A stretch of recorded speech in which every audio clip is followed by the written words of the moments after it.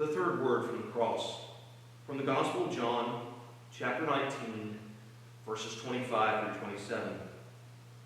Standing near the cross of Jesus were his mother and his mother's sister, Mary the wife of Clopas, and Mary Magdalene.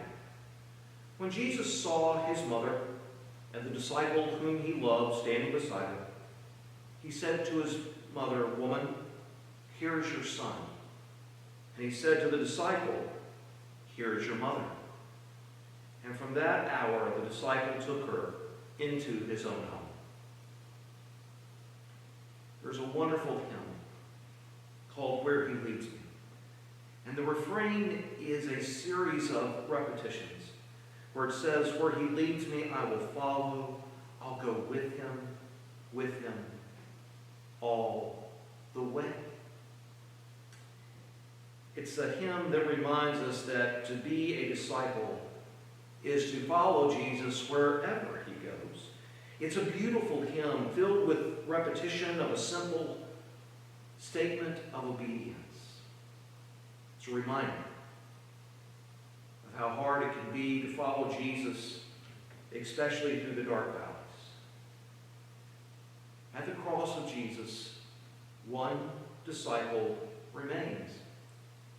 Peter has verbally denied him. Judas sold him out. The other 9 have scattered. And just John remains there. Thankfully, the faithful women who have followed Jesus from the beginning, they set the example and follow him all the way. Throughout the Gospels, and especially during Holy Week and Easter, the disciples who are the most faithful to Jesus are the women. They walk beside him as he carries his cross. They stand there in the midst of the jeering crowd, probably receiving their own abuse, but they don't leave. They remain. The women will make sure they know where Jesus is buried, and they will return, even after his death, to care for him. And they will be the first ones to see the risen Christ, and they are the first to preach the good news, the Easter Sunday message, that Christ is risen. Here again, Jesus demonstrates his care, his compassion, in the midst of his own trauma, making sure that his faithful mother will be cared for by the one faithful of the 12 who followed him all the way to the cross. We also are called to follow. It can be easy to follow when Jesus is leading us to places of rejoicing or fellowship, or maybe just times where we're experiencing the peace of God. But the disciple knows that to follow this Jesus is to follow him through the valley of the shadow of death.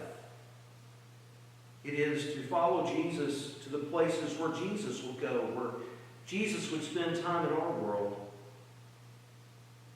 where Jesus goes and cares for those who are forgotten, the needy, to minister to the hurting, to show a willingness to sacrifice ourselves for the blessing of others like Jesus did, to meet the needs of others even when we're in distress.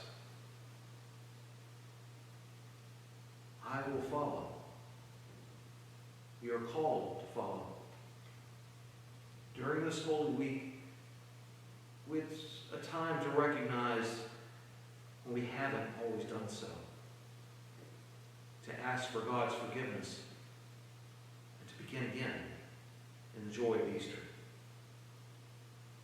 For all of us, may Christ always see us when he looks behind himself, following through the gardens in Gethsemane and wherever he leads us.